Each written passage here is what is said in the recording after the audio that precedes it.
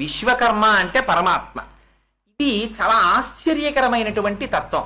పంది కడుపున పంది పుట్టాలి, పిల్లి కడుపున పిల్లి పుట్టాలి, మనిషి కడుపున మనిషి పుట్టాలి. ఎవరు నిర్మాణం చేస్తున్నారు ఇవన్నీ? ఆ నిర్మాణం చెయ్యడం కూడా ఎంత గొప్పగా నిర్మాణం చెయ్యాలి. ఎవరు అనుభవించినా లోపల ఒక ఆత్మయే ఉండాలి. ఏ ప్రాణి రానివ్వండి, రెండే అనుభవించాలి, సుఖము దుఃఖము. ఈ రెండు కన్నా మూడోది ఉండదు అనుభవించడానికి. ఈ సుఖ దుఃఖములను అనుభవించడానికి 3 గుణములతో తిరుగుతుండాలి: సత్వము, రజస్సు, తమస్సు. ఎవరొచ్చినా ధర్మ అర్థ కామ మోక్షములు చతుర్విధ పురుషార్థముల కొరకే. శబ్ద స్పర్శ రస రూప గంధములనేటటువంటి 5 తన్మాత్రల చేత అనుసంధానం జరుగుతూ ఉండాలి. పంచేంద్రియములు ఒక మనస్సు అనేటటువంటి 6 సంఘాతమై ఉండాలి. చర్మము, రక్తము, మాంసము, కొవ్వు, అస్థి, శుక్ల, మేధ అనబడేటటువంటి 7 పదార్థములు ఎక్కడ ఏది ఎంతంత ఉండాలో అంతంత ఉండాలి. కూర్చోడానికి అనువైనటువంటి రీతిలో కొవ్వంతా పుష్కభాగంలో ఉండాలి. ఈ మాంసము కొవ్వు వచ్చి గుండెల దగ్గర చేరింది అనుకోండి, బైపాస్ చేయించుకోవాల్సి వస్తుంది. ఎక్కడ ఏది ఉండాలో అంతంత అక్కడక్కడ ఉండాలి. అందుకని ఈ చర్మము కింద మళ్ళీ మాంసము, ఈ మాంసము కింద కొవ్వు, ఈ కొవ్వు లోపల నరములు, అందులో ధమనులు, శిరలు, వీటిలో రక్తం.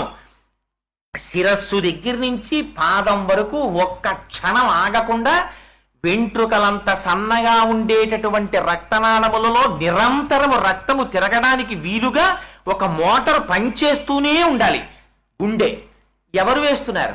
4 రోజులు ఊరెడితో మోటార్ వేసి స్విచ్ మర్చిపోయి వెళ్ళిపోండి, ఇంటికి వచ్చేటప్పటికి కాలిపోతుంది. ఎన్నాళ్ళ నుంచి పనిచేస్తోంది ఈ మోటారు? అది పనిచేస్తూనే ఉండాలి. ఎవరు నడిపిస్తున్నారు ఇదంతా? ఇలా నడిపిస్తున్నవాడెవరో, దీన్ని ఇంతలా నిర్మిస్తున్నవాడెవరో. ఇందులో మళ్ళీ దీనికి 9 కన్నములు ఉండాలి. 2 కళ్ళు, 2 ముక్కులు, 2 చెవులు, 6, నోరు 7, మలద్వారం 8, మూత్రద్వారము 9. 9 రంధ్రములున్నటువంటి బుడగలో 10 వాయువులు నిలబడాలి. ఈ 10 వాయువులలోంచి వాయువులు కాని వెళ్ళిపోయాయా వాడి శరీరం పడిపోయినట్టు లెక్క.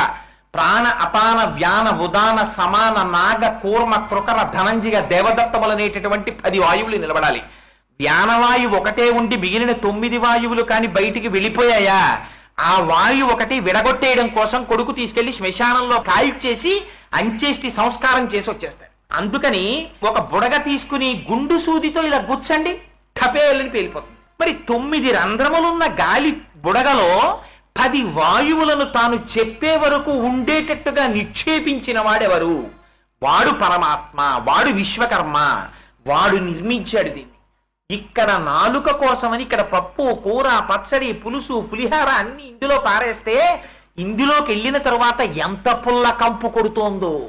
4 రోజులు ఇళ్ళు కట్టినటువంటి 10 ఏళ్ళు 15 ఏళ్ల తర్వాత డ్రైన్స్ గొట్టాలన్నీ క్లాట్ అయిపోతాయి. ఆ పెద్ద పెద్ద చక్రాలు విప్పుతారు. విప్పి చూస్తే అబ్బా కంపెనీలా ముక్కు మూసుకుంటాం. 45 ఏళ్ళు 50 ఏళ్ళు 60 ఏళ్ళు వచ్చేస్తే చీకటి లోపల ఇందులో రక్తం, పుల్లటి కంపు. ఎన్ని పారేశామో, ఎన్ని అరిగాయో, ఎన్ని అరగలేదో, అరగనివి బయటికి వెళ్ళాలి, అరిగినవి రక్తం అవ్వాలి. తిరిగి తిరిగి ఎంత పుల్ల కంపు కొడుతోందో.